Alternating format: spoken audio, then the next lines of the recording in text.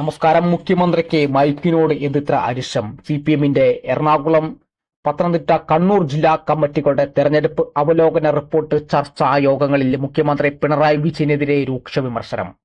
Mic പ്രശ്നത്തിൽ മുഖ്യമന്ത്രി ഇത്ര അധികം പ്രകോപനം ഉണ്ടാക്കിയതെന്ന ചോദ്യം യോഗങ്ങളിൽ ഉയർന്നു. നവകേരള സദസ്സിനെതിരെ പ്രതികരിച്ചവരെ ചെടിച്ചൊട്ടിക്കൊണ്ട് മർദ്ദിച്ചതിനെ രക്ഷാപ്രവർത്തനം എന്ന് മുഖ്യമന്ത്രി ന്യായീകരിച്ചതും വിമർശിക്കപ്പെട്ടു. കണ്ണൂരിൽ സംസ്ഥാന സെക്രട്ടറി എം.വി. ഗോവിന്ദന്റെ സാന്നിധ്യത്തിലാണ് ജില്ലാ നേതാക്കൾ ഭൂരിഭാഗം മനസ്സ് തുറന്നത്. കഴിഞ്ഞ ദിവസം ചേർന്ന കണ്ണൂർ ജില്ലാ സെക്രട്ടേറിയറ്റിലും വിമർശനം ഉയർന്നിരുന്നു.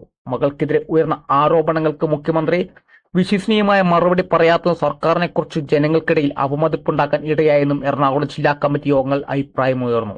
ഫലപ്രഖ്യാപനത്തിനു ശേഷം ബിഷപ്പ് ഡോക്ടർ ഗീവർഗീസ് മാർ കുര്ലോസിനെതിരെ മുഖ്യമന്ത്രി നടത്തിയ അതിരുവിട്ട വാക്കുകൾ അനാവശ്യമായിരുന്നു.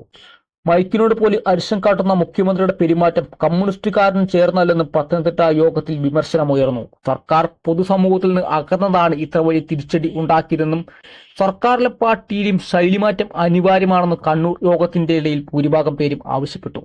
മുഖ്യമന്ത്രി മൈക്കൊടിച്ച ദൃശ്യങ്ങൾ പൊതുസമൂഹം കാണുന്നുണ്ടെന്ന ബോധ്യമെങ്കിലും വേണമായിരുന്നു. ഇത് ചർച്ചയിൽ നിൽക്കുമ്പോഴും സംസ്ഥാന സെക്രട്ടറി മൈക്ക് മെക്കാനിക്സിന് ക്ലാസ് എടുത്തുന്ന മുതിർന്ന നേതാവ് പറഞ്ഞു.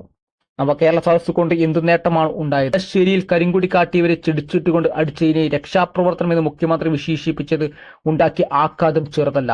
LDF കൺവീനർ EP ജയരാജനെതിരെയും കണ്ണൂരിൽ വിമർശനമുയർന്നു. പല കാര്യങ്ങളിലും അദ്ദേഹം നടത്തിയ പ്രസ്താവനകൾ തിരിച്ചടിയായി. മുസ്ലിം ലീഗിനെ മുന്നണിയിലേക്ക് ക്ഷണിച്ചു നടത്തിയ പ്രസ്താവന എന്തിനായിരുന്നു? BJP നേതാവ് പ്രകാശ് ജാവ്ദേക്കറുമായുള്ള കൂടിക്കാഴ്ച സംബന്ധിച്ച വെളിപ്പെടുത്തൽ വോട്ടെടുപ്പ് ദിവസം പുറത്തുവന്നതും തിരിച്ചടിയായി.